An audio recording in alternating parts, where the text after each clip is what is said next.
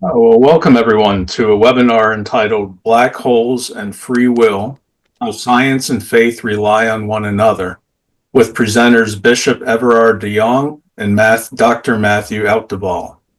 My name is Chris Riley, and I am the Associate Director of ITEST. The Institute for Theological Encounter with Science and Technology, ITEST, is an association of theologians, scientists, and others committed to a Catholic worldview in which science and faith collaborate in exploring the truth. ITEST explores truth theologically in the wisdom traditions of the human community and in the data studied in the sciences. ITEST's mission is to foster and disseminate the Catholic position that faith and science and God are complementary paths to human fulfillment. Before I introduce our first presenter, Reverend Dana Hendershot will offer our opening prayer. Reverend Hendershot is a parish pastor in the Evangelical Lutheran Church of America. In undergraduate work, she studied biology, specifically neuroscience. In seminary, she did an emphasis in science and religion and is currently the chair of the Lutheran Alliance for Faith, Science, and Technology. Thanks for having me here this morning. Let us begin with a deep breath in and out, and let us pray. Gracious Creator of the cosmos, we gather in awe of your boundless wisdom, which sets the universe in motion and calls us to explore its mysteries.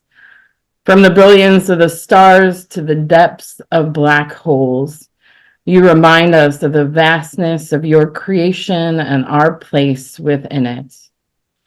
As we reflect on these profound topics, bless those gathered here today and those who will watch in the future. May our presentation and this discussion bless all who are gathered and shine your light more deeply in the world. Amen. Amen. Thank you, Pastor Hendershot. And now I'm delighted to introduce our first presenter. Bishop Everard de Jong is an auxiliary bishop of Roermond and titular bishop of Cariana. He is also apostolic administrator of the Military Ordinariate of the Netherlands. Bishop de Jong studied electronics before entering the seminary. After his ordination to the priesthood, he studied 2 years of philosophy at the Angelicum in Rome and 3 years in Washington, D.C. at Catholic University. He did his doctorate on the scientific methodology of Galileo Galilei, comparing his early notebooks, dealing with Aristotle's Analytica Posteriora, with the writings of the Paduan Aristotelian philosopher Giacomo Zabarella. He is planning to open his Edith Stein Center for Faith and Science soon. Bishop de Jong's presentation is titled Science and Christian Faith, Two Methods, Two Complementary Truths and Certitudes. Wonderful. Thank you so much for this wonderful presentation. Thank you for the wonderful prayer. I'm going to present you with a little PowerPoint presentation where from the beginning on, I hope you can see me here. Everything is clear. John Paul II, of course, the great Pope, John Paul II, the Great maybe even, wrote a wonderful encyclical in the 90s, Fides et Ratio, which means faith and reason, on the relationship between them. And I think it's a wonderful document that I would suggest to everyone to read it when you're interested in the relationship between faith and science. It's not always very easy to read, but it's really worthwhile to try to understand it. What I would like to do is with you to think a little bit about the presuppositions of this question, because sometimes we just start talking and we don't realize what kind of dimensions we're talking about. And the ontology means the being. Ons means the being of things, those things that are existing. And I would suggest that in our discussion we presuppose the existence of objects that can be independent of mind. Of course, you can always ask yourself, how do you know? That's the second part. That's the next slide. But we normally talk about God as an independent entity, not as a projection of our own mind. If I talk about God, it's not the God that I think there is, but the God that is. And I don't know him yet all fully, but he's independently of my mind. But he doesn't exist just because I think of him. Then there are subjects and objects that are in principle to be known. And that's the material subjects, it's the spiritual subjects, and the transcendent subjects or objects. And that is God, of course, the last letter object. But that's a very important ontological presupposition, because many people today would say there is only matter. The problem is, however, how do they know there is only matter? And they say, I can only be sure about matter. Okay, how is it possible that you only can be sure about matter? So philosophers, I'm a philosopher by nature, by study, they ask the presuppositions. And I think if we talk about things, then we might be open to also immaterial things that we cannot control, but they might manifest themselves to us, which is the object of religion and of philosophy. Then, of course, there is this projection of objects. We do that all the time in fantasy. Many books are written with a lot of fantasy. Movies are made by fantasy, storytelling. But of course, there can also be some illness, which is called psychosis, where you see things that aren't there. When you take drugs, all kinds of things can happen to your mind. That's not excluded, but it doesn't mean that religion, for instance, is just a psychosis or a fantasy or a projection, like Freud or Bach, all these philosophers will tell us. And I think it's quite, but we can discuss that, of course. Idealism, that is the idea that the reality outside is just a projection of inside, or is in fact the inside, is kind of pantheism. Everything inside is outside and outside is inside. It's self-refuting, because I think René Descartes already, who tended to be an idealist, had to conclude that at least he existed independently of his thinking, because he was the carrier of thinking. He thought, so he was. So these are just a few of kind of points of departure, which might seem very naive, because all these things have been questioned in the modern times, since Descartes especially. But I think if we don't make a distinction, especially between these material objects, immaterial objects, and transcendent objects, then we're discussing in a kind of disorder.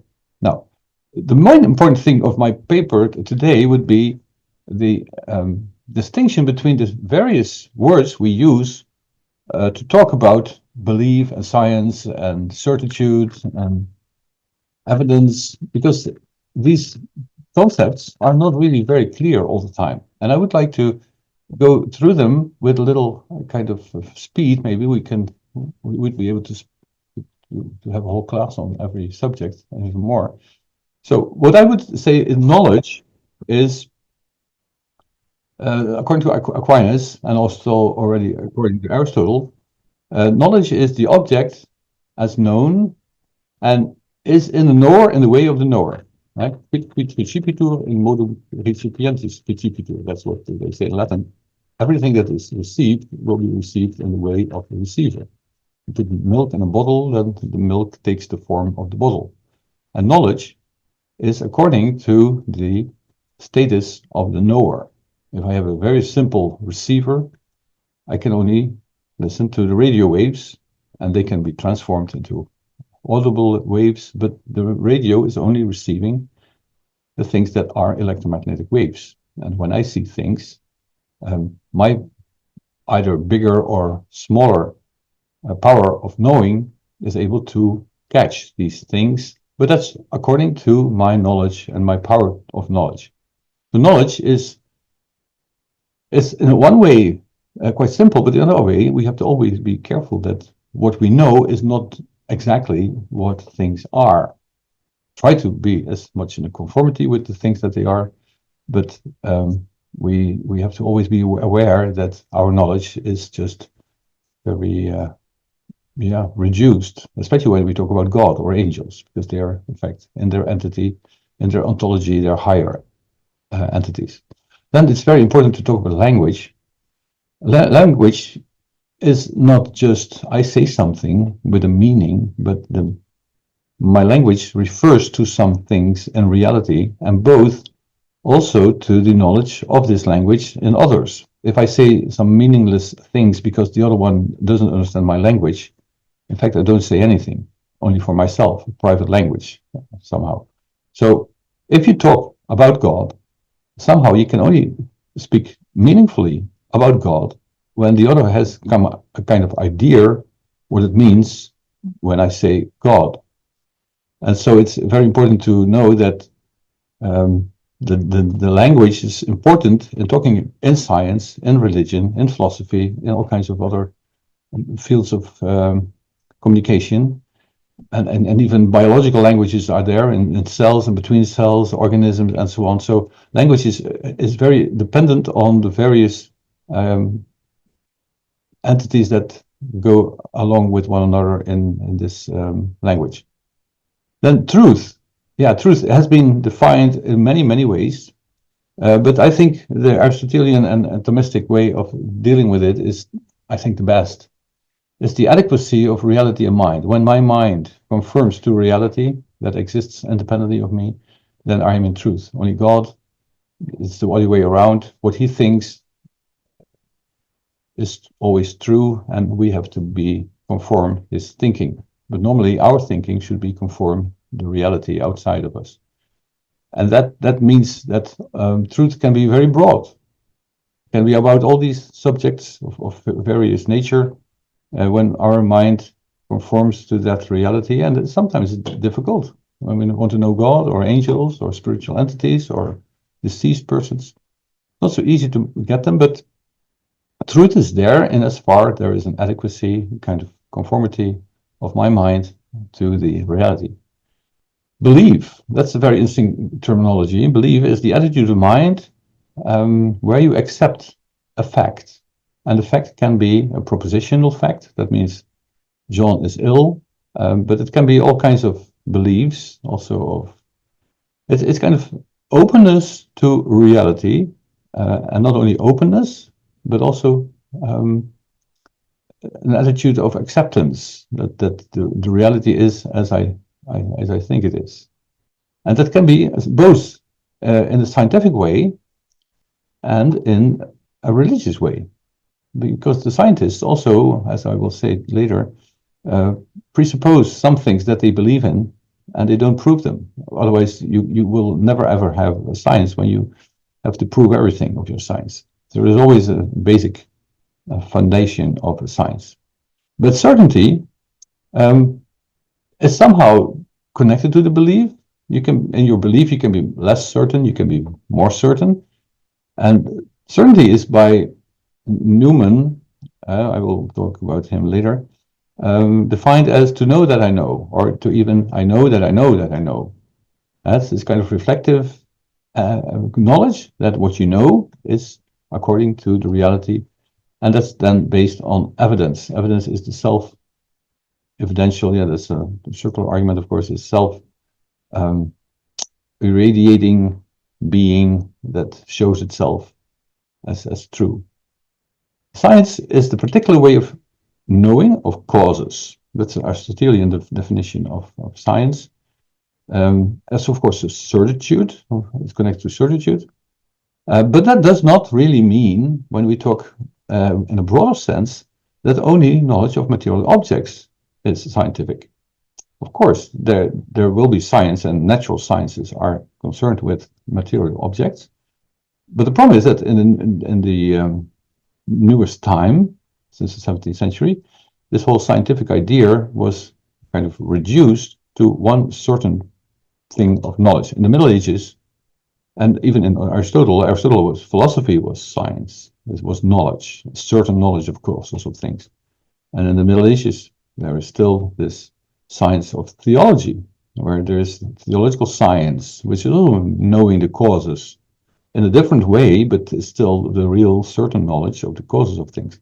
So these terminologies, it's good to discern them because there might be some kind of confusion when you don't see them clearly. Now, how do we know? I would say that there are three levels of knowledge, which is a very simplified way. The first two I take from Aristotle, who lived in the 4th century before Christ. He said there is sense knowledge and there's intellectual knowledge. Sense knowledge comes through the senses, with 5 senses, external senses with internal senses, and the intellectual knowledge, which is abstract. It's over the here and now. Sense knowledge is always here and now. It's always individual. Intellect is an abstract knowledge, is transcending the here and now. I can think of New York today. I can think of San Diego. I can think of Moscow, whatever. It's interesting that our mind transcends our senses, and that's a really different level of the abstract level, and we cannot reduce the intellectual knowledge to sense knowledge, because that's a kind of pity.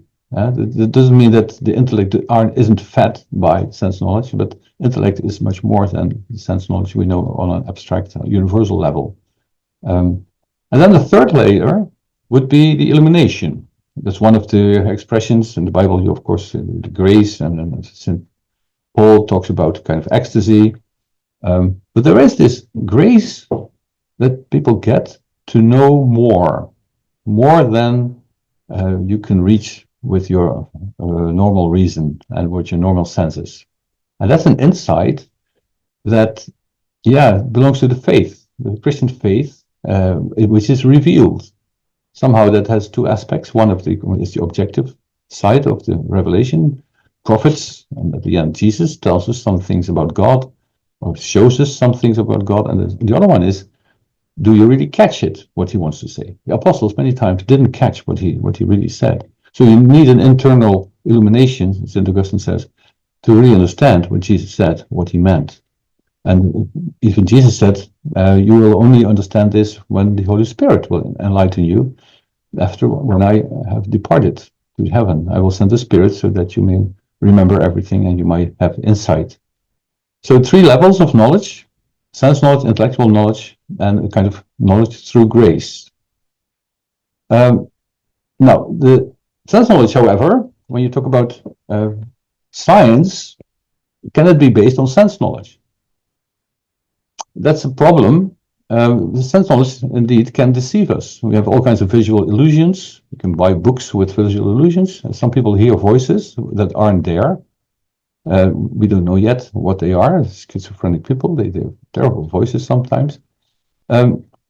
Knowledge can be influenced by feelings of expectation and all kinds of other feelings like fear and whatever. You think you know something. In Holland we say people suffer more by experiencing a kind of discouragement by the fear of the pain than by the pain itself. And of course, sense knowledge is also framed by intellectual concepts. It's theory laden. The intellect is always involved somehow in your sense perception, even in the sciences. And just in the sciences, I would say that the theory that makes people look into a certain sense knowledge or experiments is always from this intellectual framework that they use to inquire into nature. So there's always sense knowledge, but what is this concept? What is the framework? It can be also kind of negative. And of course, we have extrasensorial perception, which is very interesting. Somehow, so people see things, people feel things. But is that trustworthy? So sense knowledge is on the other hand, we have this knowledge of the intellect. And with the intellect, we can, in a certain way, transcend the sense knowledge and also control the sense knowledge. And this is because we can have this sense of abstraction. We can feedback, affect our sense knowledge. And then with the first level of abstraction, we know the natures of things. When you see certain things, you can, by induction, know, there is some nature of things. And that's not only because you count them, and then see, oh, these people or these things are similar. But there is something we grasp from the essence of the things that is not existing in itself, like Plato said, but there is something common to all things of that same nature. Then the second level of abstraction we call mathematics. You look only on the quantity, which is not bad. Abstraction known as mendacium, they say in the Middle Ages. So to abstract is not a lie. Mathematics is a real description of reality. That's very helpful in philosophy of nature and natural sciences, of course, but it is not everything. And then the third sense of abstraction is the metaphysics. You talk about only being, qua being. So it is under the aspect of it is, which I cannot go into much, but we can get much higher in knowledge and in certain knowledge by this intellectual abstraction.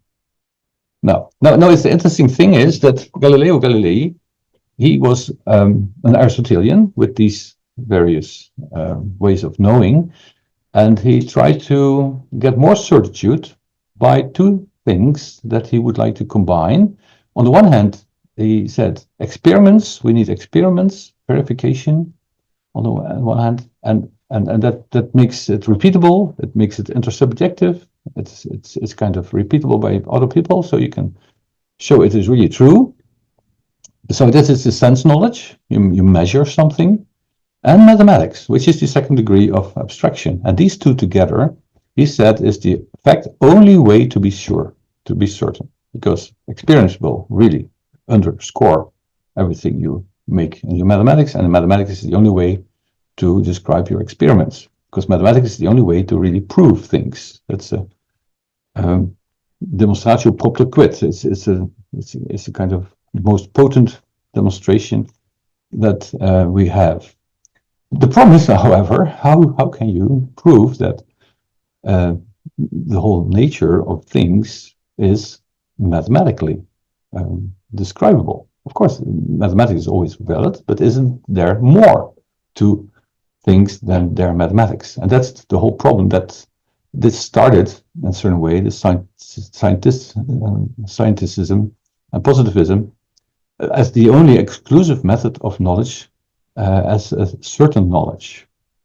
That's the problem of these days, that with Galileo and with René Descartes and so on, they combined empiricism and rationalism in one, and that has brought a lot of extra knowledge, which is very nice. But the problem is that they will also say, outside of their own science, there is nothing else that we cannot experiment on. So if it's not, if you can do experiments on certain things, they don't exist. And if you can describe it mathematically, it's in fact, not really scientific. So is that true? Is that true? Of course, it's helpful for science itself. It's wonderful to have this method, scientific method. There's nothing against it. But the only thing that is problematic is that these scientists sometimes say this is the only way of being certain. And then you have the problem. This Galilean thought is kind of strengthened by all kinds of philosophers. The Wiener Kreis, which was the beginning of the 18th century, or later, that was the beginning of the 20th century, to be honest. These names, they in fact said, no, only science is the true way of knowing, and a certain way of knowing. All other ways of knowing are just nonsense. In fact, it's a language that is meaningless.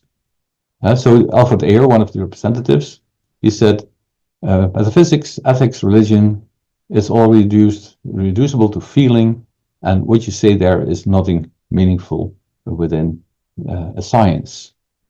So he just skipped these three dimensions of reality, in fact. And then, of course, then you get a problem with that when you are only thinking positively and mathematically and experimentally. As a scientist, you always have to base yourself on first principles. And then you get into trouble when you say that only science is sure. Because then a philosopher would say, but your first principles, are they true? Well, if in mathematics, you have the Euclid, you have all kinds of axiomas and things that you accept to be true, but later they turn out not to be always true, like the two lines that are not touching one another, if you elongate them indefinitely, because if you have a non-Euclidean geometry, they are hyperbolically or circular, touching or not touching at all. So the proofs, and also Gödel's incompleteness theory, that's the beginning of this century, in the 50s of last century, then of course. He proved that in mathematical theory, you cannot prove the own theory within your own theory. So that was tried by Russell and Whitehead. They tried to have a closed system of everything that can be proven, and he proved that cannot happen. So you need an extra system, a basis of knowledge on which you can base the whole system. And then you get the question of the certitude of that system itself. And that's not only in mathematics, that's in all sciences. If I study biology, I accept certain things that I take from other people as true, and sometimes they turn out not to be true. So you have to go back all the time, and you cannot always go back. So you always have to have a kind of supposition of certain truths, of certain values, on which you build your science. And sometimes when the fundaments of that theory collapse, you aren't certain at all. So how can you say that only science is certain? Science itself is not always certain. And increasingly people see that. I don't have it on the PowerPoint, but Thomas Kuhn, for instance, in the 70s wrote a book on the revolution of scientific revolutions. He showed that somehow there is no truth even to science. It's only kind of conformity of the scientists themselves. Okay, I don't know how much time I have. 9:44. Okay, I have some more time. Then, So how do you then talk about, if you want to be sure about religious experiences? Because I say, no, science is not the only thing that is certain. It's just the opposite. Science itself is not always very certain. That's what they admit also. But how can we talk about certitude within religious atmosphere? Now, there can be several ways of approach of this, and one of the interesting approaches was the Tractatus Logico-Philosophicus of Ludwig Wittgenstein in the 50s of last century. And he says there is a language problem. If we talk about religious problems or religious entities, and even about ethics, and even about art, and even about logic, we have a problem because these things, you see them, but you cannot express them. And that is like a mystical language. Mystics, they see some things and they say, I cannot express what I saw. That's what he says. Okay. He doesn't deny, therefore, that there is this kind of spiritual world, spiritual insight into logic, insight into ethics. But he says, don't try to talk about it. So in 6.522, he says there is indeed the inexpressible. This shows itself. It's the mystical. So that opens up somehow knowledge of the invisible world, but you cannot talk about it. And that's, for science, that's of course very important that you can talk about it. Because if it's not intersubjective, how can you say it's really science? Now, the right method of philosophy would be this: to say nothing except what can be said. And that is the propositions of natural science. So somehow he's a scientist,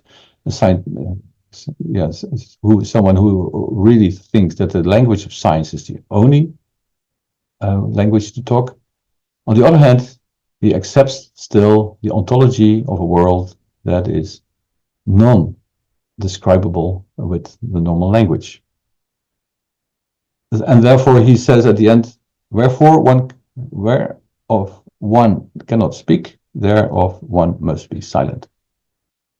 But the positive thing is that he didn't deny the existence of a supernatural world. He only said, I can talk about it, which is of course very pessimistic too. Although, and also in theology, we have this negative theology that we say we can only say what God not is, what God is not, instead of what he is.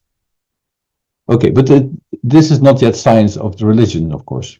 How do we get to a science of religion? Now, Wittgenstein himself, he changed his mind during his life, and to the left you see the philosophical investigations, in which he had a much broader language to also include religious experiences and ethical experiences and metaphysical experiences. So he at the end of his life, he was less strict in the language that he could use to be certain with.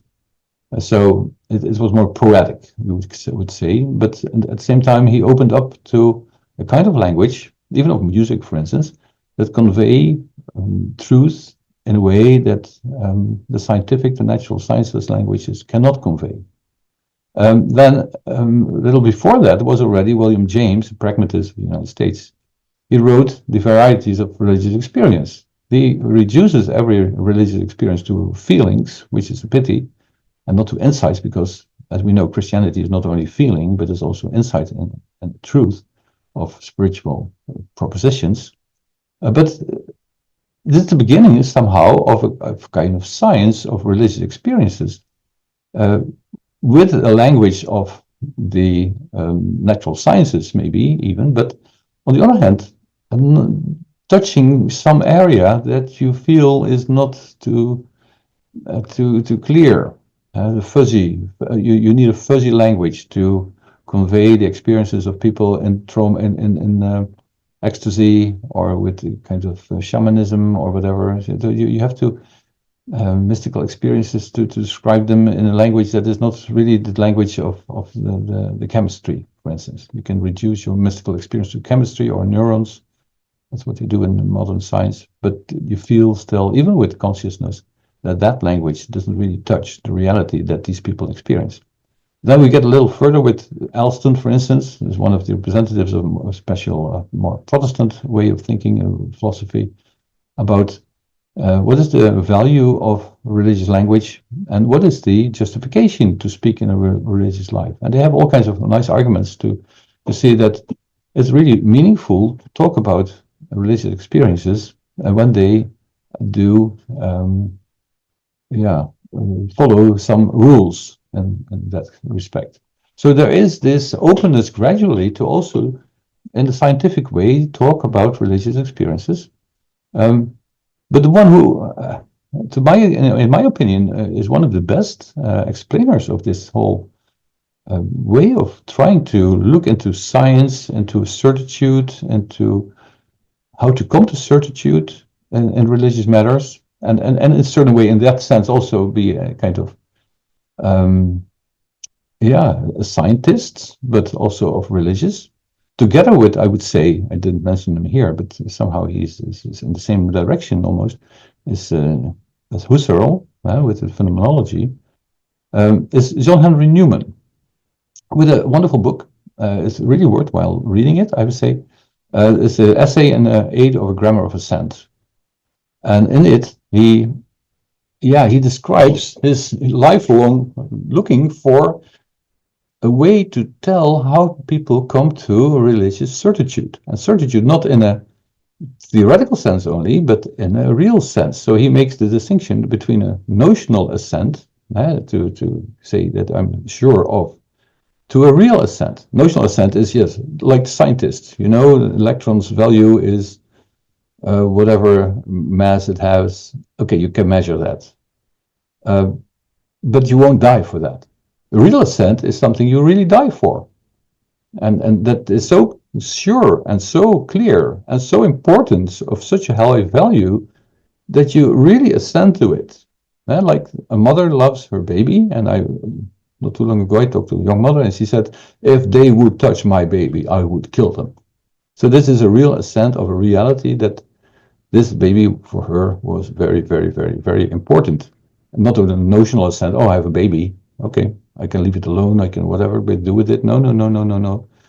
There is something in my mind, in my certitude, which is not scientific. I cannot explain that scientifically. Of course, evolutionary theory tells us, of course, you have to love your children somehow, otherwise they won't survive, and you're kind. But even there, if you take evolutionary theory seriously. There is no value. There is no goal-directedness. There is no better or wronger in the theory of the revolution. It's just accidental mutations and natural selection. It's a very cold play without any goal. Now, that's not possible to explain the love of a mother for her child. So you go, and then he says, how do you get from your non-believer, your non-believing and non-being certain to being certain to being believing? And he said that's it via, he calls it the illative sense. If you know Latin, you have vero, tu, dilatus, the three forms, is carrying.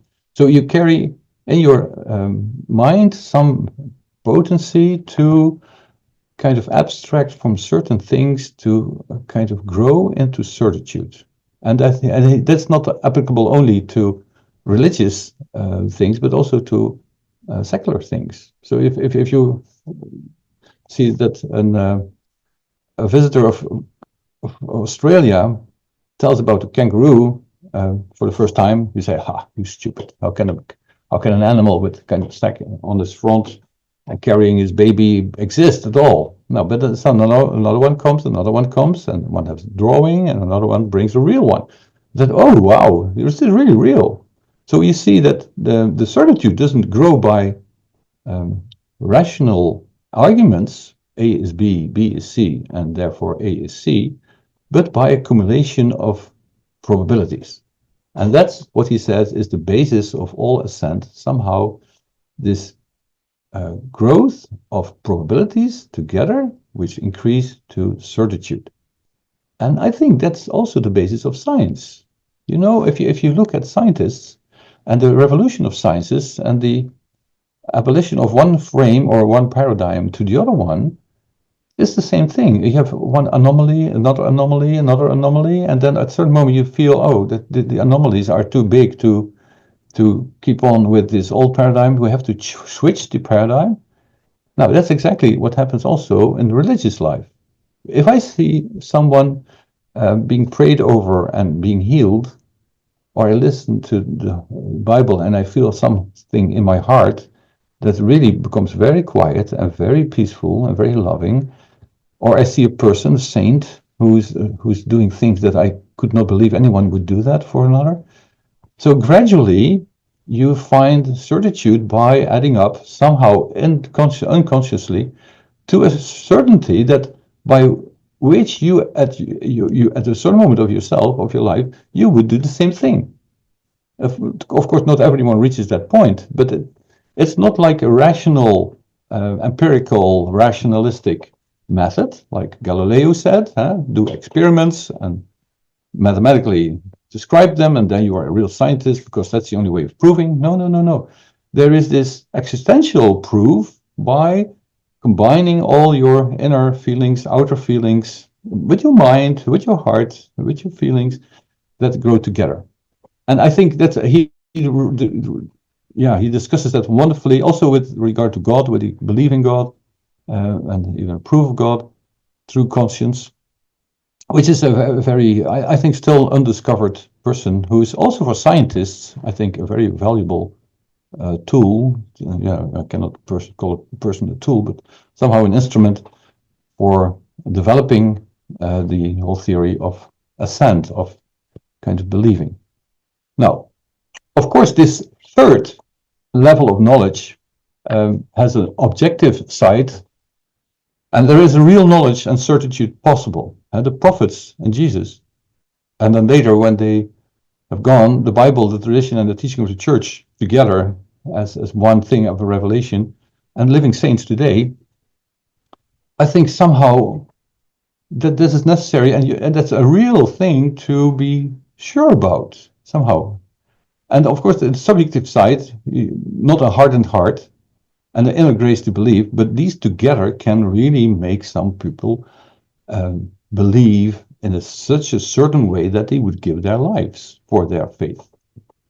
And so there is this outside kind of experiments. It's not an experiment because God, you cannot experiment on God because he's always transcendent. You can grasp it and him, but you can open yourself to it and to him.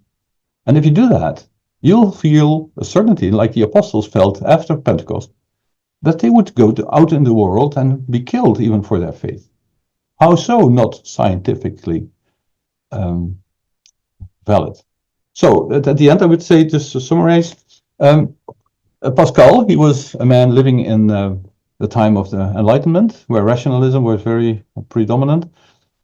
And then you feel that he's right, in the sense that in faith there is enough light for those who want to believe.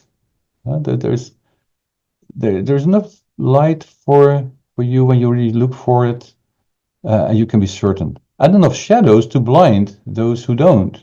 So if you don't want to see it, like the Pharisees and the gospel, if you don't want to see it, there's enough shadows, there's enough arguments not to believe. So what is your choice? That's the point of view. Where do you really open yourself up to receive this certitude? With this, I would like to close.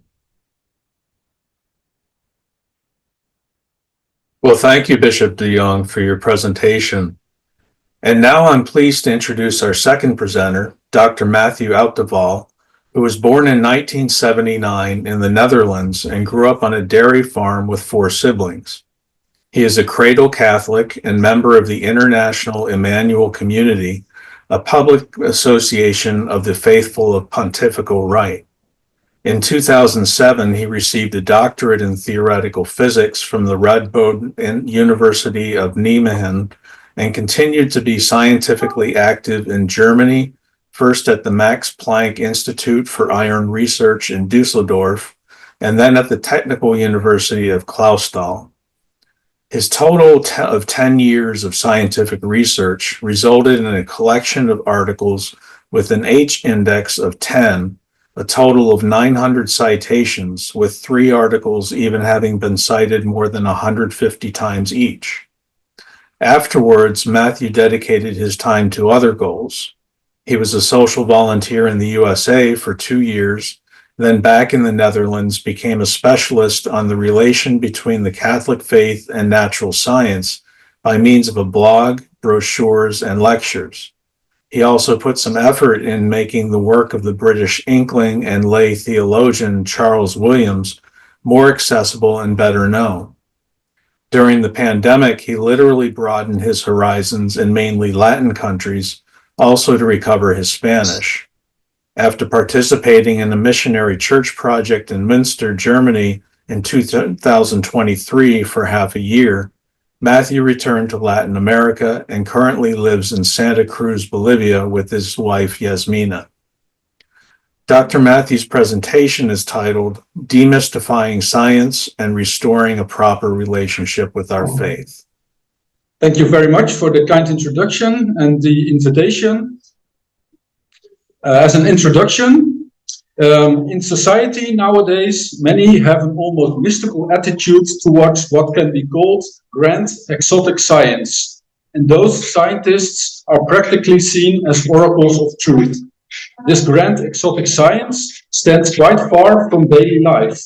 It speaks to the imagination and often has philosophical consequences. Cosmology is one example.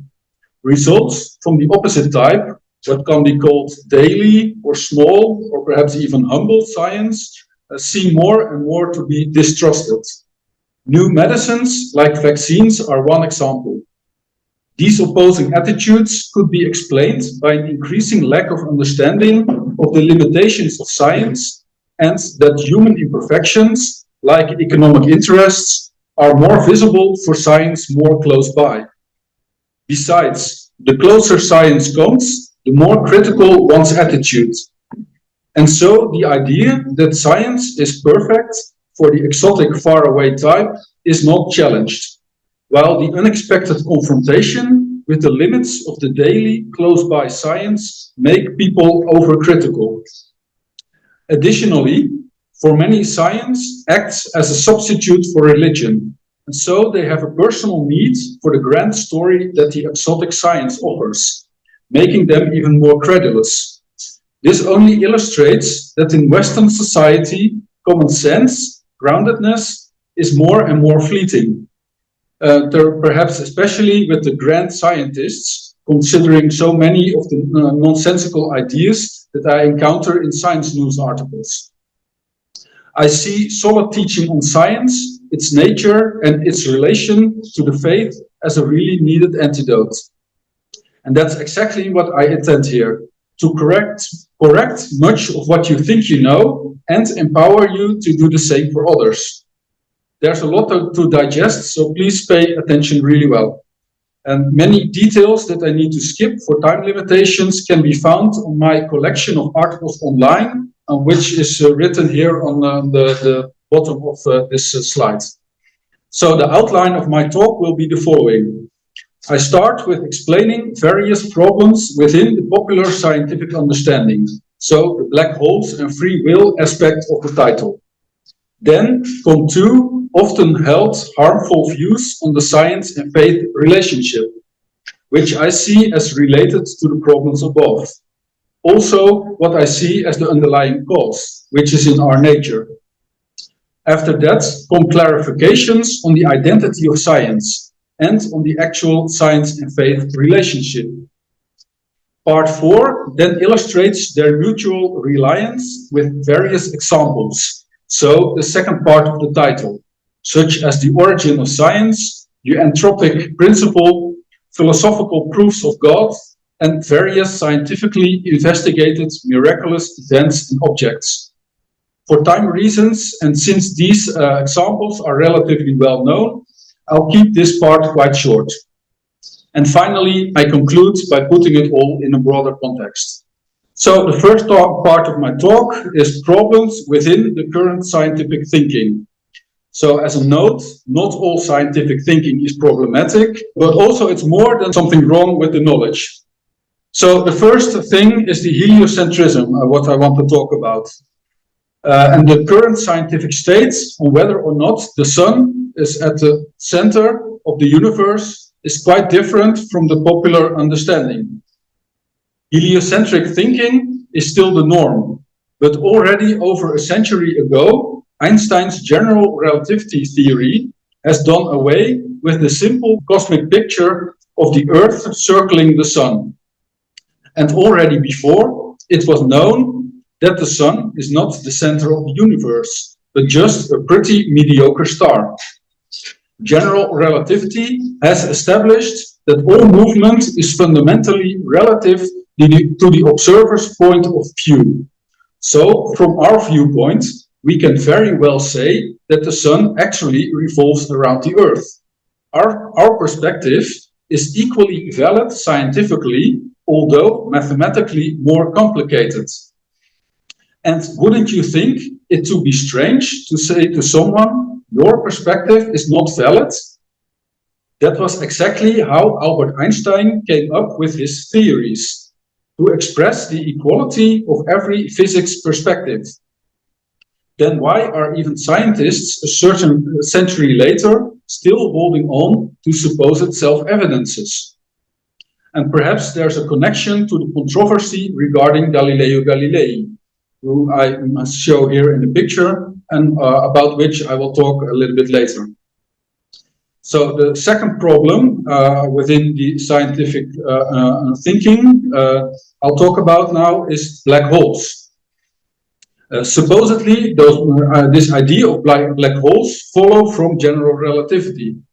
And it's no wonder that they have generated much popular and scientific attention, even a Nobel Prize in 2022. Other examples are the movie Interstellar and Stephen Hawking, a famous scientist, dedicating a great part of his scientific career to the topic. However, it will surprise you how easy it is to understand why black holes simply cannot exist. Those objects are understood to have a singularity at their center. That's a place with infinite matter density and an event horizon, a sphere around the center from which nothing can escape. Here to the right, I have an illustration about this supposed black hole and how that would look. So scientists do acknowledge that black holes cause an information paradox because things carrying information go in and never come out again. So the information is lost. This violates the general rule of information conservation. But the conservation of information is actually based on another rule in physics that says that everything that goes forward can go backwards as well. It's called general time reversal symmetry. It's like mirror symmetry, but not left-right, but forward and backwards motion. But black holes are exactly called black holes because matter disappears into them and cannot get out. So a clear contradiction of a general physics principle. This contradiction, black hole proponents then try to solve by combining general relativity with quantum mechanics. And about these attempts, I'll talk more in a bit. Or proposing, without any reason or logic, something called white holes, the supposed opposite of black holes. Those are supposedly things in which nothing can go in and only come out. But there's no basis for it whatsoever. So here we have another example of not just wrong knowledge, but bad reasoning. Surprisingly, it is acknowledged that matter appears to stay frozen just outside where the black hole should be. And that's an effect due to time dilation, a well-known relativistic effect that slows down time at high speeds or at strong gravity. And so, actually, a frozen star is formed. That is the correct alternative for a black hole. And frozen stars have been mentioned in literature a few times, quite some time ago, but then they have been forgotten about. Except for the lack of impossibilities mentioned of the black holes, the resulting frozen star is practically the same as the black hole idea. And so this black hole idea continues, supposedly confirmed by observations. But I'm at a loss how simple observations of the frozen matter can be disregarded as being just appearances, and then substituted with no more than preconceptions, although quite spectacular ones. So the third thing, problem within the scientific thinking I want to address is quantum gravity, which is the combination of general relativity and quantum mechanics. About quantum mechanics a bit more in a bit. Yet, nowadays, quantum mechanics works fine in curved space-time, which is the framework of general relativity. And there are very good arguments that quantum effects, which are something very small of individual particles, have no place in any gravity theory. And gravity theory only acts on grand scales and many particles because of its weakness.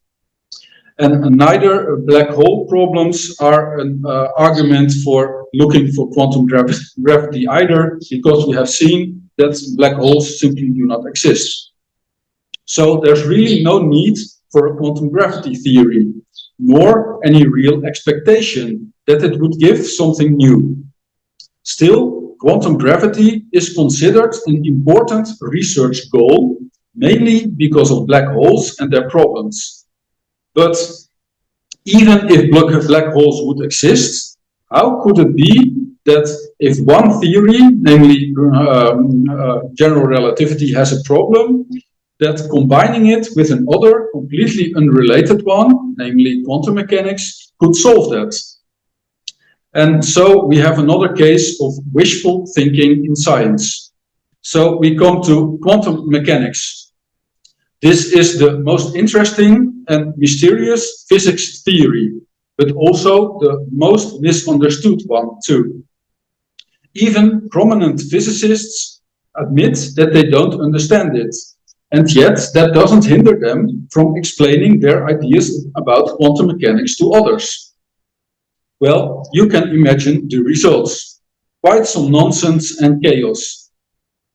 So what is the theory really about? The central point in quantum mechanics is that there are no separate particle and wave objects, but only one type of object with a wave-particle duality. Philosophically, this is actually not strange at all. If particles that have a clear identity do not have any extension, because the idea is that otherwise they could be split and lose their identity. How could these particles fill space? And if waves that have a clear extension do not have any identity, that's following from the same idea that splitting it up would then lose their identity, how could the waves then, the waves could be split up indefinitely and effectively leaving nothing in the end. Both consequences do not make sense. And so, philosophically, we not only understand the existence of a universal wave-particle duality, but actually need it. So, objects with extension and identity. But to remain a unity over some distance, those objects will display some spooky non-locality, which is also called action at a distance. And to prevent signals faster than light, which are prohibited by relativity theory, that non-locality must also be non-deterministic, meaning that not following any rule, and so those are discontinuous too. And this gives us the core of the quantum mechanics mystery, which is the non-local, non-deterministic and discontinuous transition from a delocalized to a localized particle wave in a measurement apparatus. This transition is called collapse, and the main discussion is the so-called measurement problem, and which is what actually makes a measurement differ from a normal interaction. Also, when exactly does this collapse occur? But be aware that a measurement, which is the collapse, doesn't get rid of the wave-particle duality. No point particles are detected. A detector has a resolution, so their states have extension too. Alternatively, delocalized does not mean virtual, potential, or in need of realization either, as is often claimed. In other words, not real, because wave functions, which are the mathematical expression of particle waves, are the real basis for the physics. And so we see that the idea of point particles is yet another example of supposed self-evidences not needing any discussion. That idée fixe has left us with a plethora of quantum interpretations that really do not make sense, and not even propose possible solutions for the measurement problem, but only reformulate it. They just put it in other words. I'll discuss the three most popular interpretations. The first one is called the Copenhagen interpretation. This has been come up with by Niels Bohr, Werner Heisenberg, and Max Born. This interpretation is also called just shut up and calculate. So not very kind, but it just does express the problems of this interpretation. Because the interpretation simply says there's a macroscopic and a microscopic world without further specification. Most adherents add that decoherence causes the collapse. You know, that's the distinction between measurement and normal interaction. But decoherence is just normal interaction with the environment, which only eliminates the fixed connection between different parts of the same wave. In other words, it is a continuous and deterministic process, and so cannot cause any collapse. So the second interpretation I'll discuss is called hidden variables. It can also be called pilot wave interpretation, and it was initiated by Louis de Broglie and David Bohm. And this interpretation claims that instead of one wave-particle duality, both the classical waves and the point particles exist at the same time, with a one-to-one connection of particle and wave. Yet, this gives no explanation as to how a measurement only involves the particles and normal interactions only involve the waves. So it's nothing more than a reformulation of the problem, besides adding some sort of doubleness to reality, both the existence of the particles and of the waves. The third interpretation that I discuss is the so-called many worlds interpretation, which is proposed by Hugh Everard and Bryce DeWitt. It says that at each measurement, the universe splits and each possible outcome is realized in a different world, so causing one kind of multiverse. It claims in this way to do away with the indeterminism of the collapse by having all outcomes realized, but introduces a plethora of unobservable and thus unscientific worlds. And again, no explanation is given for the difference between measurements and normal interaction, also not for when each one occurs. Moreover, indeterminism is not resolved either, as we are only aware of this one world and not of all those others in which we are supposedly also present. And thus we have to conclude that many worlds solves nothing and only adds more complications. So now we come to the free will part of the presentation, as that is intimately connected to the concept of collapse in quantum mechanics. To understand what then causes the quantum particle waves to collapse, in other words, what really marks the difference between measurement and interactions, we have to note two things. One is that the equations of quantum mechanics make that everything physical interacts normally. The other is that the measurement requires a human observer. And so the answer must be that the non-physical element in man, the human spirit, marks the difference between measurement and collapse and normal interaction. Consciousness causes the collapse. This explanation is usually called. But consciousness is a badly defined term and so better avoided. Surprisingly, many scientists doubt the existence of our free will, although our free will is one of the primary things that we simply observe. And besides, it is a philosophical requirement to do science. Experiments, namely, need to be prepared and observed independent of material circumstances, and so by free will. Additionally, free will needs some sort of mechanism to express itself. 1 + 1 is 2. On one hand, quantum mechanics needs the human spirit, and human free will needs quantum collapse via the quantum Zeno effect, which provides the needed mechanism for free will to express. On the top right side of the slide, we see a picture, a moving picture, which illustrates the quantum Zeno effect. So we have a quantum wave in 3 cases, and in the first case on the left-hand side, we see a quantum wave which is not observed.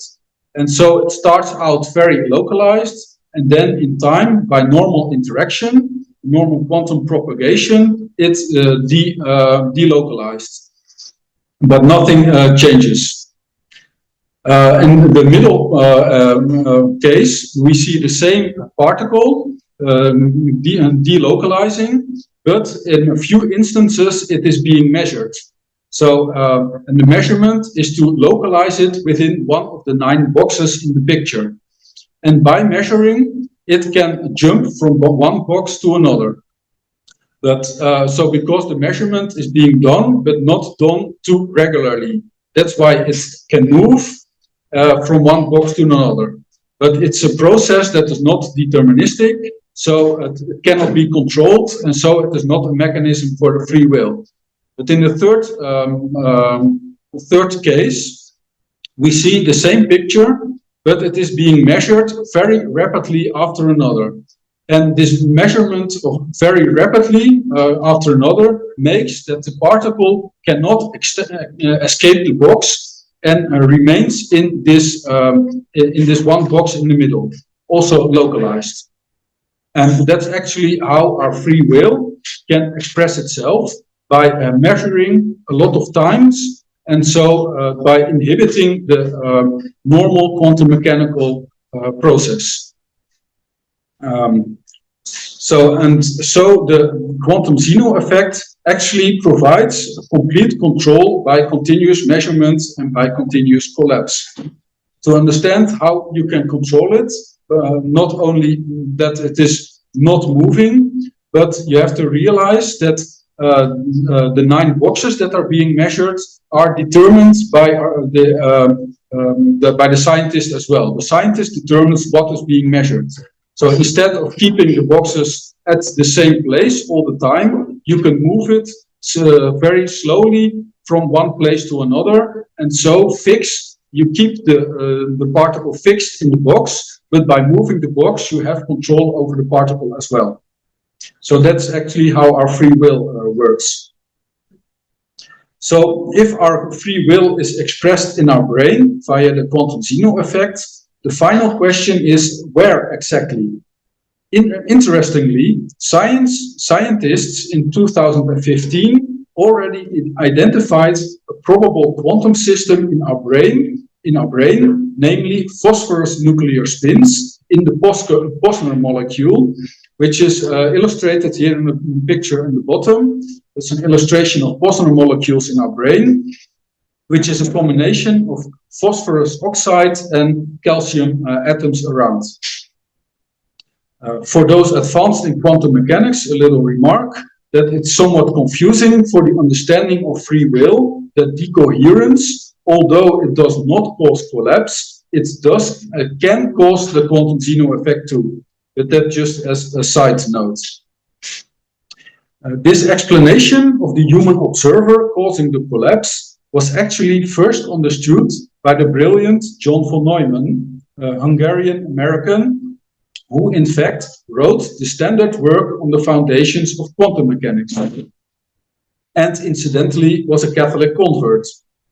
Recently, Professor H.P. Stapp from California has worked on extending the explanation of how free will works. Nowadays, however, this explanation of collapse is not popular at all. Here on the right bottom, it's not really well readable, but the important thing is that there are 9 different interpretations of quantum mechanics, and they're ordered from lawfully good on the top left to chaotic evil on the bottom right.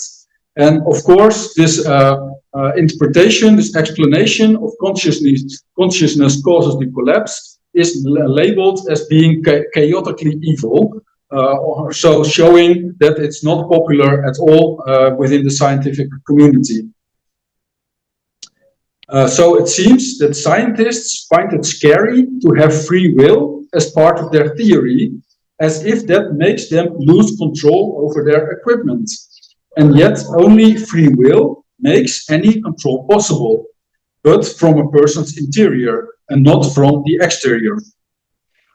So now we come to the next topic, namely evolution. This is a pretty hot topic from biology, which is often considered to be central to the discussions about faith and science, and pretty complex, as it involves many different aspects. Here, I just give the most important points for you to ponder. So the first important point is the meaning of the word evolution, because that is not clear at all. It namely can vary from nothing more than things change, which doesn't say anything, to the astounding, everything improves by itself, and various stages in between. This unclarity can be exploited when one meaning is debunked. Then evolutionists can suddenly switch to another and still hold evolution to be true, supposedly with no real change to what it's supposed to mean. One can win arguments in this way, but it does not help to get at the truth. So here, I will take evolution to mean the common descent of all life in an historical, experimental sense, not necessarily theoretical.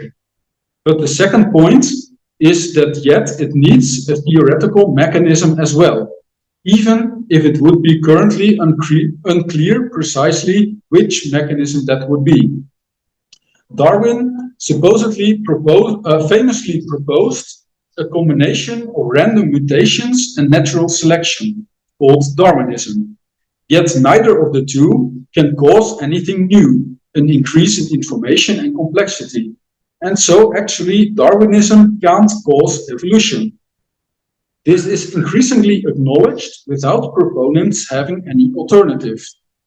Some articles in literature do claim that Darwinism works, but looking at them critically, one finds that what is shown is the exact opposite of what is claimed.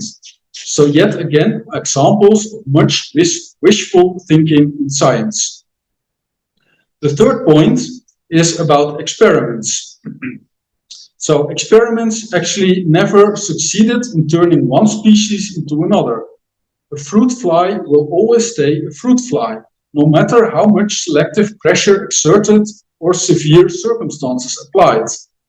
And in time, increasingly problematic observations have also turned up, which are the consistent gaps in the fossil records, failing homology, which is a lack of correspondence between form and genes, while supposedly both evolved continuously. Also, dinosaur carbon dating, which should be impossible if they got extinct many millions of years ago. Yet, they can be done, dinosaur carbon dating. The lack of rudimentary organs and or junk DNA, and instead the discovery of epigenetics, adding even more layers of information to our genome. By the way, both the father of genetics and that of modern genetics are Catholics. So the father of genetics is Gregor Mendel, he is from Austria, and the father of modern genetics is Jérôme Lejeune, shown here on the right bottom part of the slide. He is from France and only died 30 years ago. So then we come to the motivation. So regarding the evolution idea, once again, we see scientific convictions not following rational arguments. So what kind of arguments do they then follow? So can be quite complex, the different arguments, but I give you some quotes as an indication. One quote by Richard Dawkins, who is perhaps the most prominent evolution promoter. And he said, Darwin made it possible to be an intellectually accomplished atheist, and which means that these atheists need evolution and thus have a lack of objectivity as it comes to evolution. And equally goes for Christian scientists that have a misplaced Galileo trauma, that think that they can't criticize. So because of what they think that happened with Galileo, that they fear any criticism from religious people on scientific claims, because they fear that would discredit the faith. But that's not the case at all either. Other quote is by Ken Miller, a prominent American Catholic evolution biologist, who said that the whole notion that biology is wrapped up in the idea of evolution is extremely important to experimental biologists, because otherwise, to paraphrase another scientist, biology is nothing but stamp collecting. But this is clearly wrong. Biology doesn't need evolution to be a respectable science, quite the contrary. But it does show more lack of objectivity here because of an inferiority complex.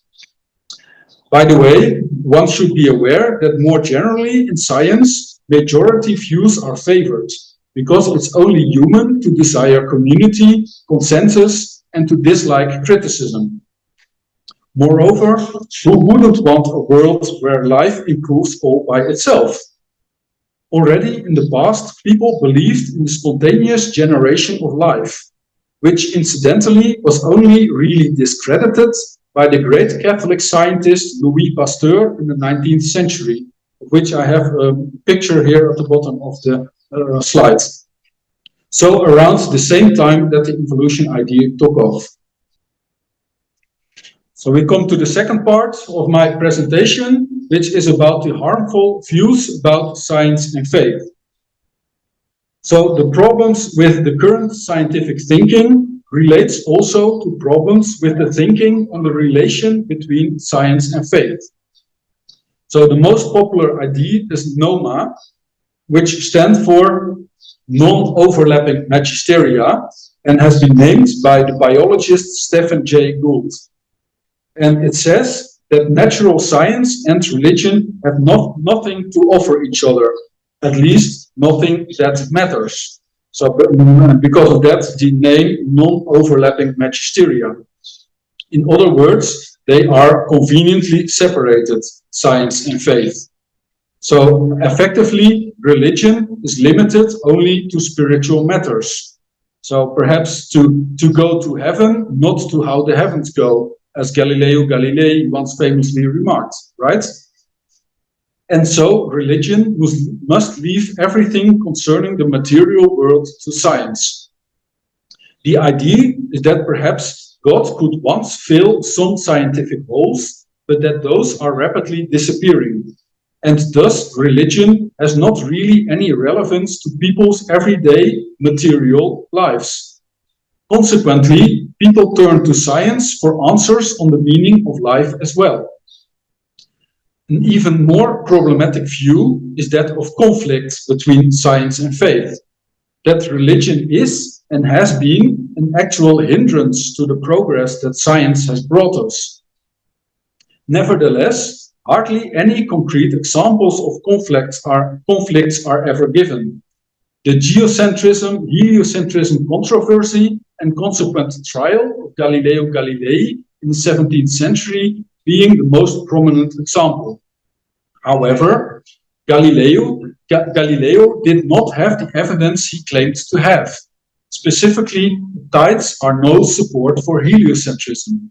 And he was mainly convicted for overstepping his boundaries, namely spreading his opinion as fact, demanding a reinterpretation of the Bible, and insulting his good friend the Pope. He was never tortured, as some claim, but was placed under house arrest, where he actually wrote his most fruitful work about kinematics and the strength of materials. Additionally, he continued to be treated honorably. For example, he received a pension from the Vatican until his death, all the while remaining a faithful Catholic. So no icon at all of the rebellious, rational scientist against the stranglehold of irrational religion. So the desperation of the advocates of the conflict view is especially clear when Giordano Bruno and his burning at the stake are invoked to support their convictions. Because Bruno was convicted for religious heresy, not any scientific claim.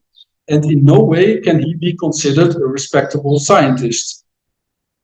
The whole conflict view actually originated from anti-Catholic propaganda from the 19th century, and specifically one book called The History of Conflict Between Religious and Science by Draper and White, which was full of historical inaccuracies. And actually, the real conflict with science and civilization in general comes from atheistic ideologies. Vox Day, whose real name is Theodore Beale, an American blogger, editor, and video game designer, investigated that the majority of societies under the helm of declared atheists, such as Stalin, Mao, Pol Pot, and the French Revolution, committed democide, which is actually the killing of a significant part of their own population. And that resulted in a total of 148 million dead in the last century alone. By the way, R.J. Rummel, emeritus professor of political science from the University of Hawaii, actually came to very similar conclusions. Also important to know is that Hitler was a heathen, not an atheist, so his killings aren't included in this number. And yes, People like to remember the French Revolution by their cry, freedom, equality, and brotherhood. It's only that those ideals did not apply to all the people whose blood colored the streets red. Specifically, they beheaded the father of chemistry, Antoine Lavoisier, while holding a crucifix in his hand. And the revolution led to a significant reduction in hospitals and students, so important aspects of civilization. This brings us then to the question, can any causes of the harmful science and faith views be identified? From all the above mentioned problems, I get the impression of a broad hypersensitivity against all things faith-related, and especially in scientists, as for quite some of them, science serves as a substitute for religion, giving meaning to their life.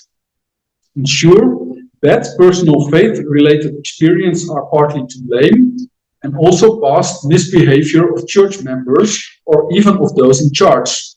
After all, church leaders are all too human too. But it's equally all too human to point the finger at others for threats or hurts that we cannot handle ourselves. See already the beginning of the Bible with the first humans in the Garden of Eden, after eating the forbidden fruit. Adam didn't hesitate to point to Eve, who then pointed to the serpent.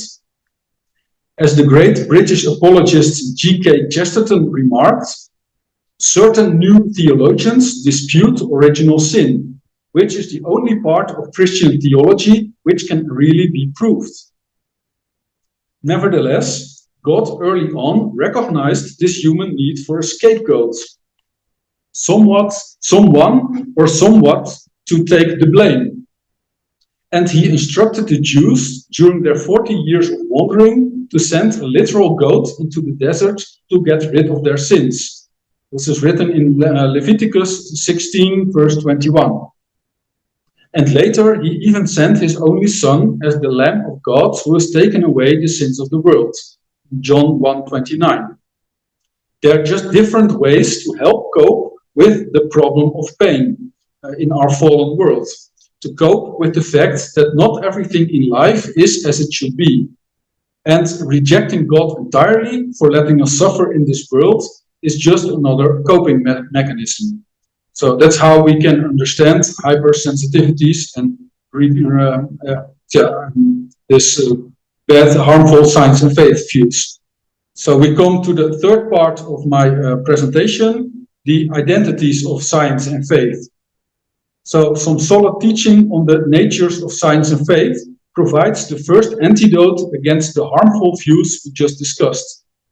It's much too easy to see science and faith in completely opposite terms, like objective, subjective, facts, opinions, rational, irrational, egalitarian, authoritarian, explaining, dogmatic, and so consensus supposedly in science and division supposedly in religion. Scientists, namely, need to make decisions as well about the validity and meaning of results. For example, to separate noise and valid signals from their experiments. Also, what consequence the results have for the current theory. If there is a result not in line with the theory, can you just adapt the theory a bit? Can you interpret it in a different way, or do you have to reject the theory? And these decisions also depend on one's background and worldview. Science is often complex, and so different people can come to different conclusions.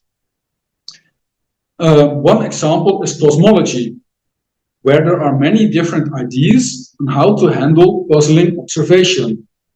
For example, dark matter energy is one proposal to handle puzzling observation.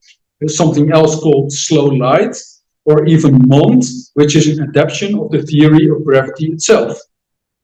So discussion within science is very natural. That's not so easy or convenient to communicate than just the majority view. And science has its limitations too, both practical as more fundamental ones. In how far is a specific scientific claim actually testable? It's object controllable. For example, in astronomy, you only have observations and no experiments. And in how far is the situation repeatable or even directly observable?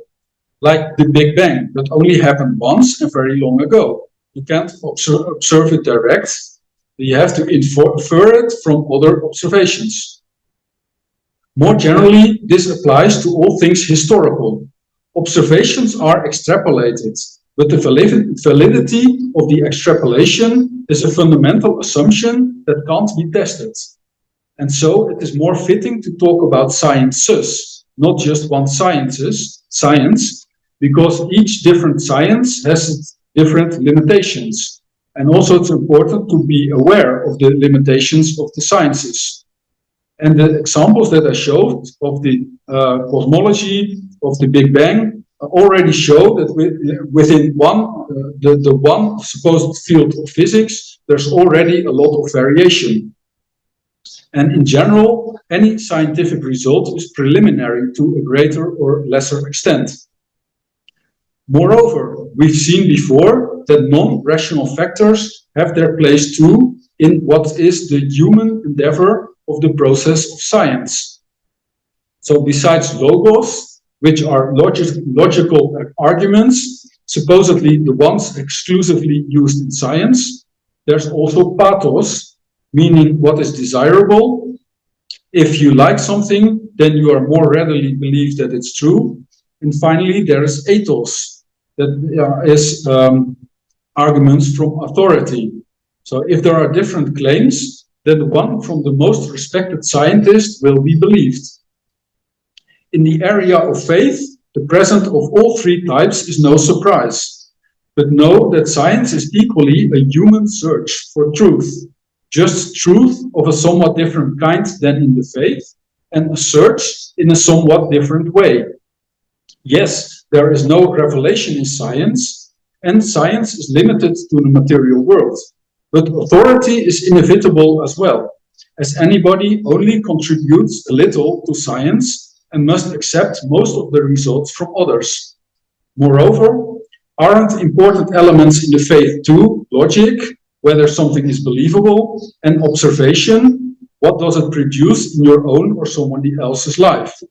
So we see that actually science and faith are not that different. So another important point to mention, besides the differences and similarities of science and faith, is that they're independent disciplines.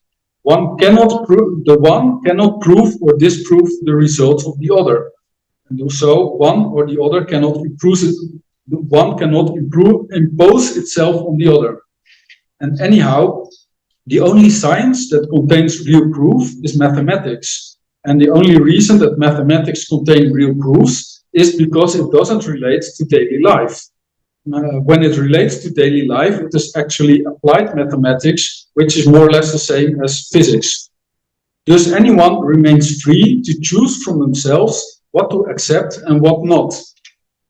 And know that God does not impose himself on us either. God leaves us free too. This realization could already eliminate a lot of trouble for both sides. Yet, independence does not mean complete separation.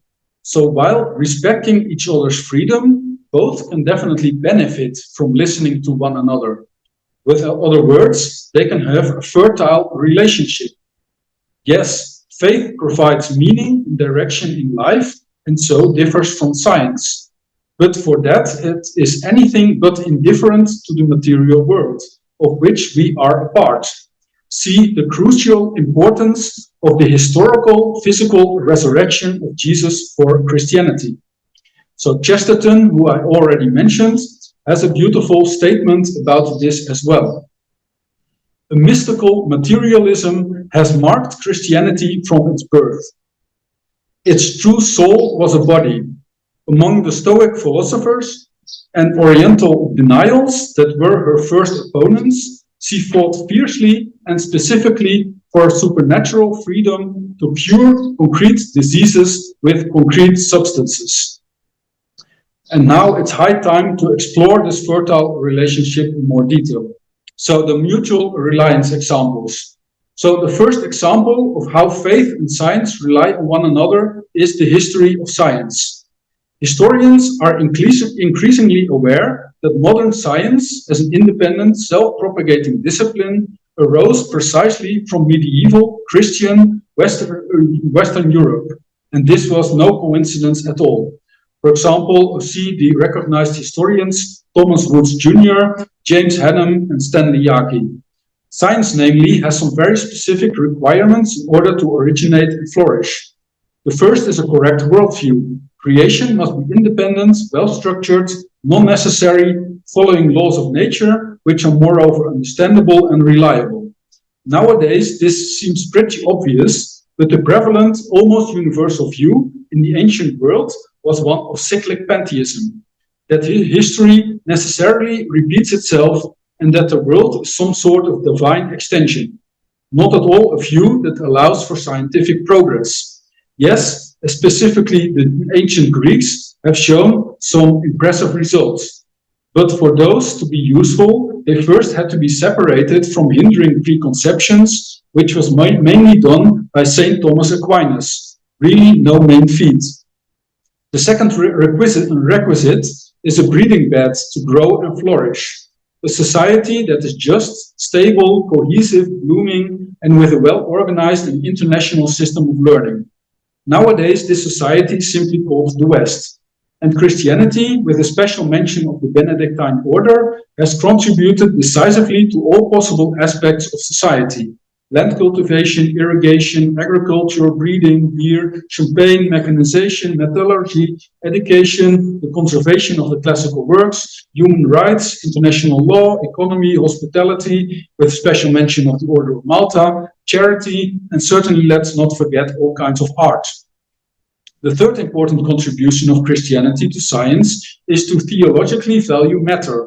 Note that Jesus redeemed us through his body and is still physically present in the Eucharist. Christianity also provides biblical motivations to investigate creation. God has ordered all things according to measure, number, and weight, which is Wisdom 11:21. God was revealed to us in the things he created, Romans 1:20. The heavens unfold the glory of God. The expanse said, I come from his hands, Psalm 19:2. That means one can learn something about God himself by studying his creation. Moreover, Christ is called the Logos, which is often translated as word, but it also means mind.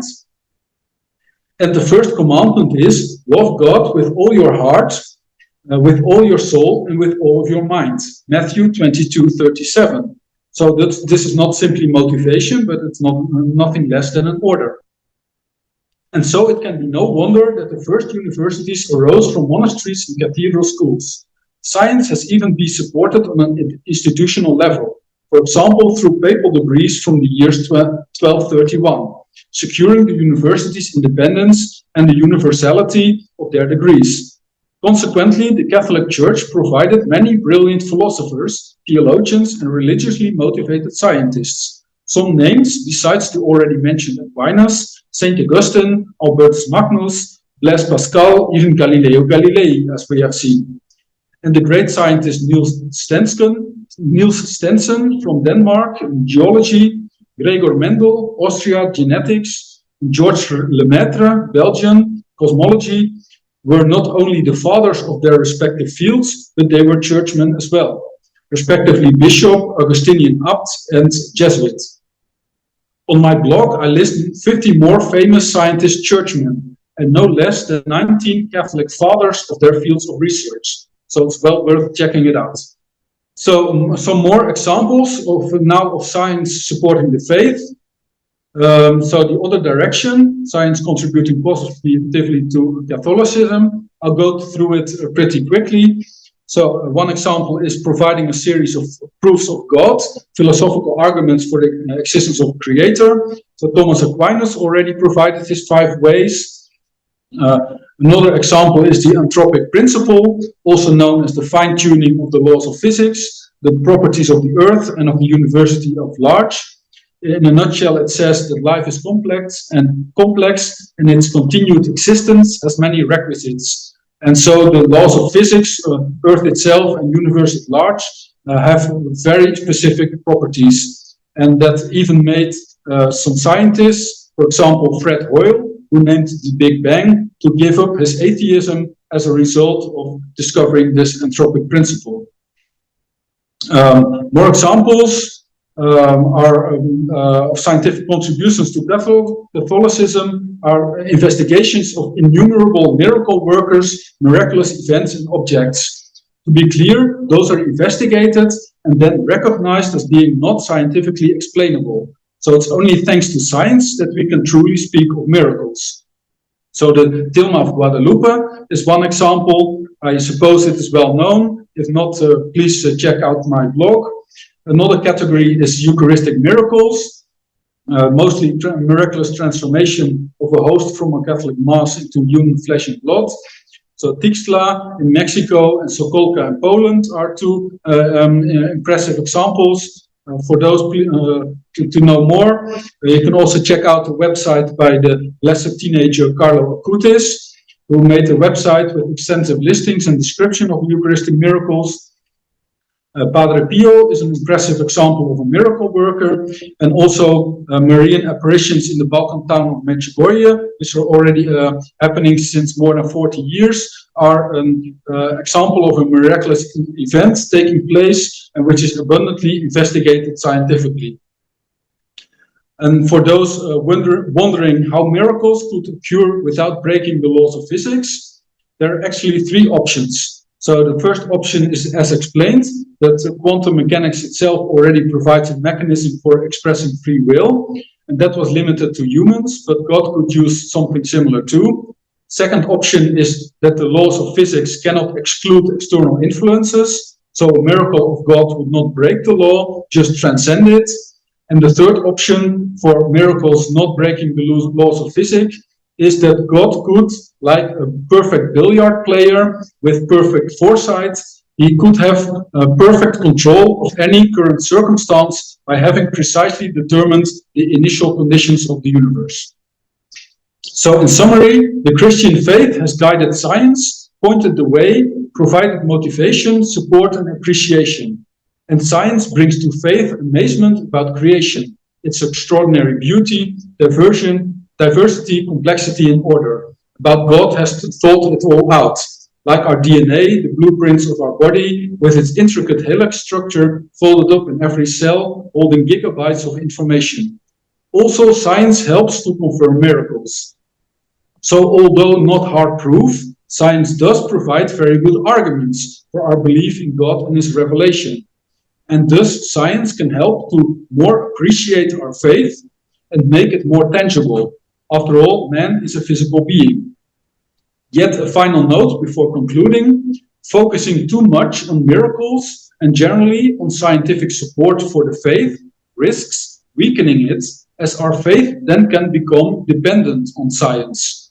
As the brilliant British Anglo-Catholic Charles Williams has said, who was a prominent member of the Inklings, the literary circle around C.S. Lewis and J.R.R. Tolkien, and he said, faith can take pleasure in the defeat of rational support, while equally taking advantage from rational support. So some food for thought. I also have an article introducing Charles Williams on my blog, also really worth checking out. And one more point to conclude. The hypersensitivity against the faith that we discussed before may render any rational support for the faith ineffective, as it gets automatically rejected.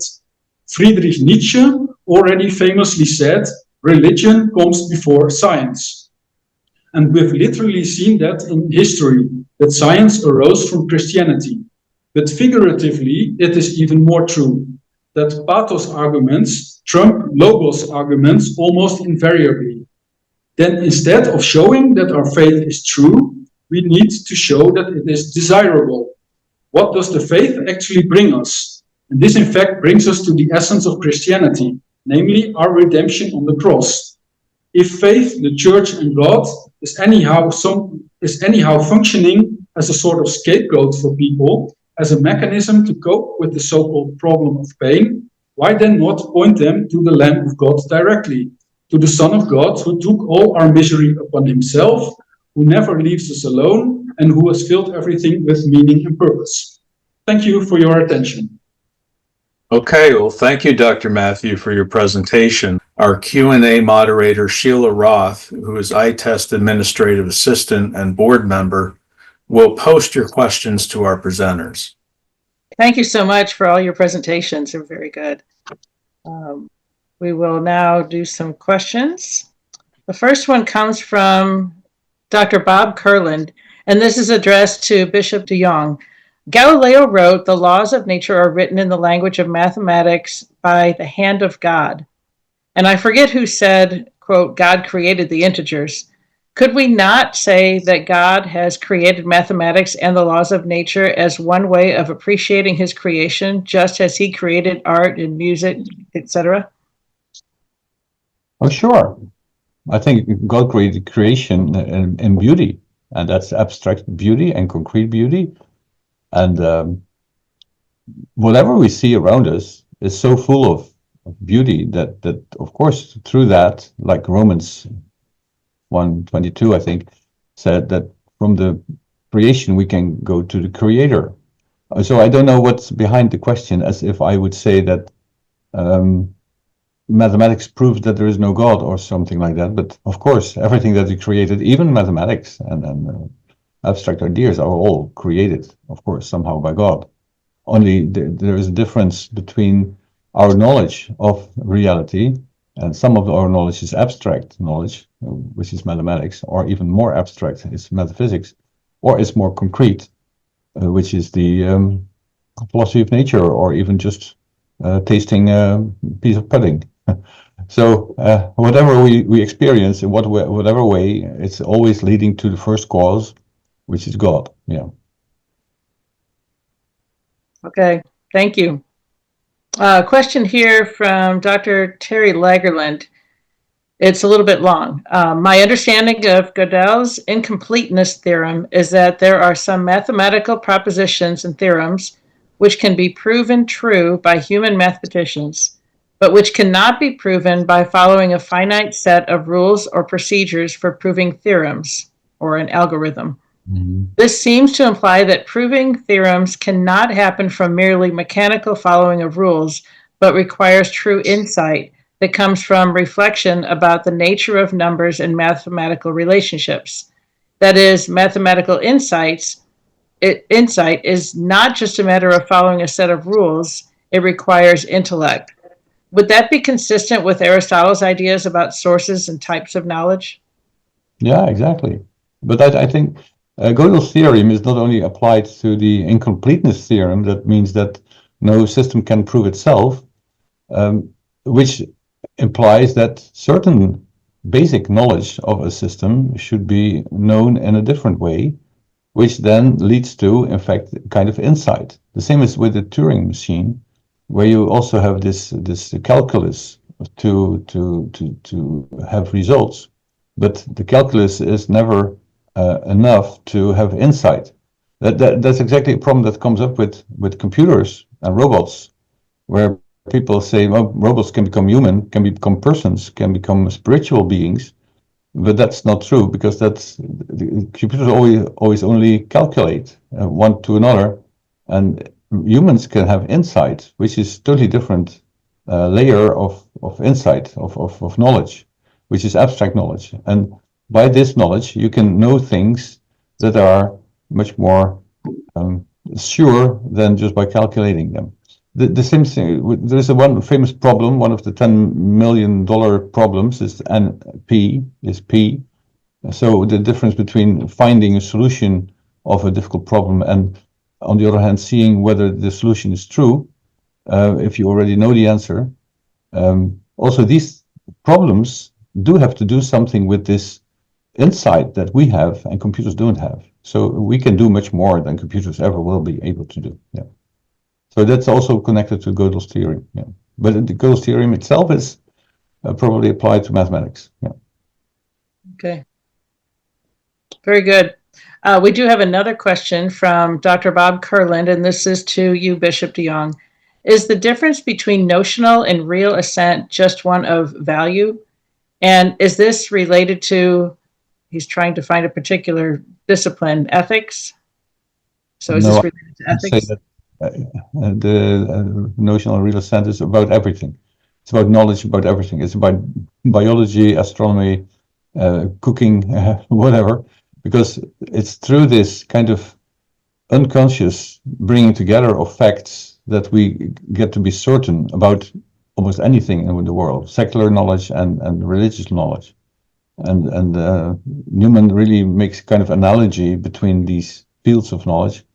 But it's certainly not only ethics. It's of course also ethics, that we know why things are good, or that we have to do things that other people might not know.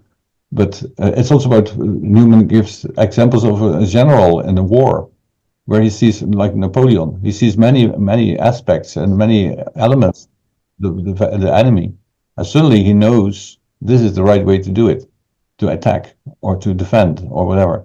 And so it's in all kinds of areas of human being, notional. Yeah. All right, thank you. This is a question from Dr. Bob Kurland, and this is for Dr. Matthew.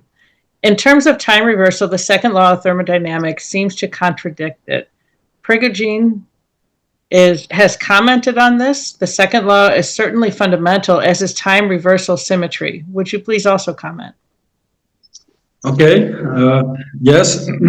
So the thermodynamics is a macroscopic theory, and that ignores microscopic variables, and only because it ignores certain microscopic variables, for that it is not time reversal.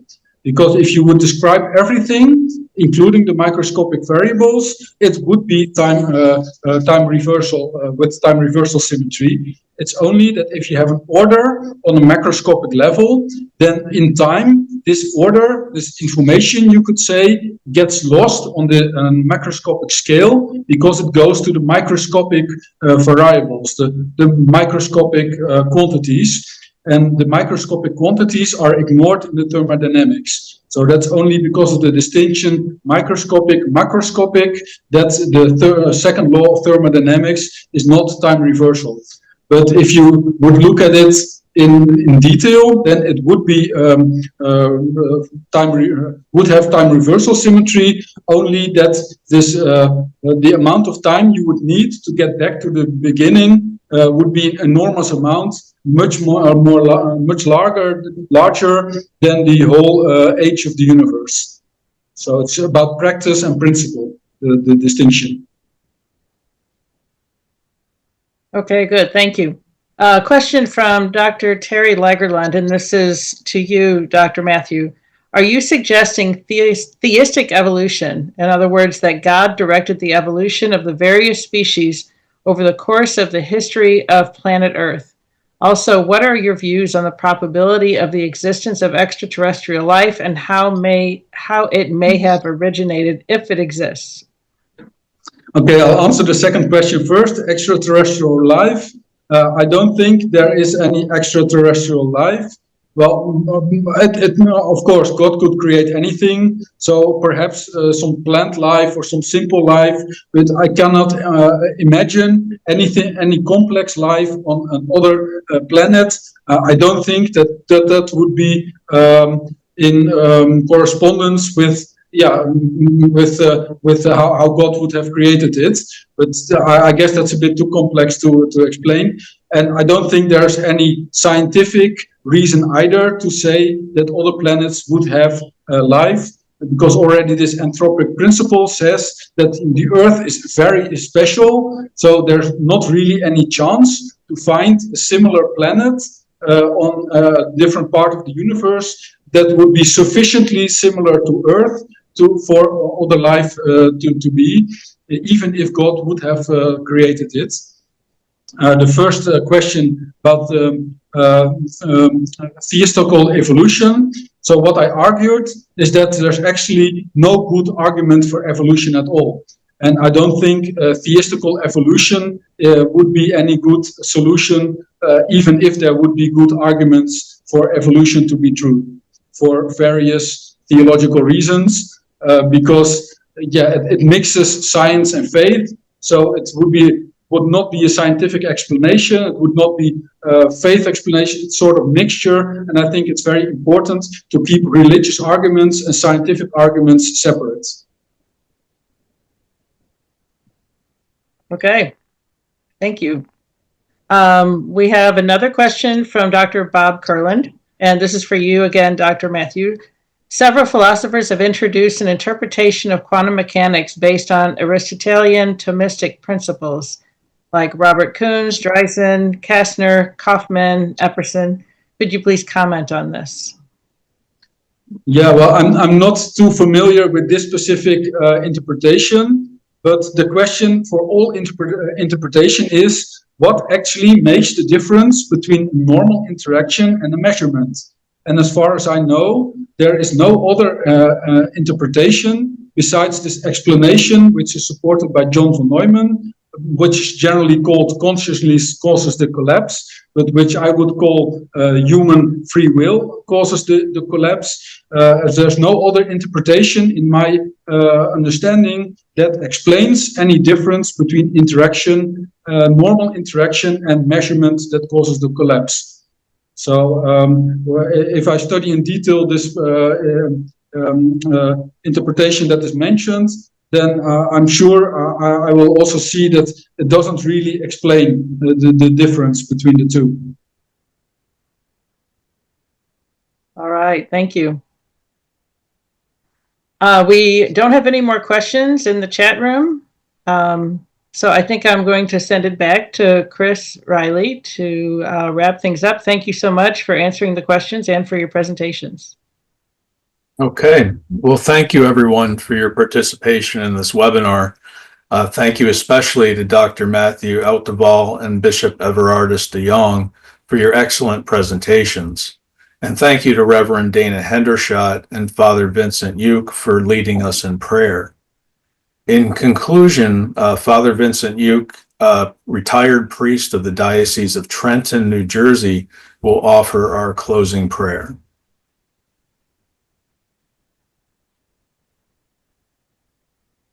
Father Uke, you can begin. Open microphone. Is it open now? Yes, you're good. Okay. In the name of the Father, and the Son, and of the Holy Spirit. Father in heaven, you feed our minds with deep belief through divine revelation, but make this process certain only through an unconscious process because of our limited capacities. You have also given us a rational capability that is self-correcting to honest people. With the advent of artificial intelligence, many people will receive a great understanding of the natural and divine world. At the same time, these gifts can easily become means of programming machines by the power of people who have not yet set their decisions following divine revelation. These people can turn freedom of thought into a superior intelligent monopoly. Help us to prevent artificial intelligence, particularly in drones and missiles, not to become an automated weapon system by making its own decisions. Help us on an international level to prevent this from happening. There are many religions and political systems in the world which might justify eliminating any limits set by divine law. We pray that artificial intelligence will also find a way to prevent immoral practices, to eliminate these perceived foes. Help us make artificial intelligence become a great boon to the world. We ask this through Christ our Lord. Amen. Amen. Okay, well, thank you everyone for joining us. Have a good weekend. Goodbye.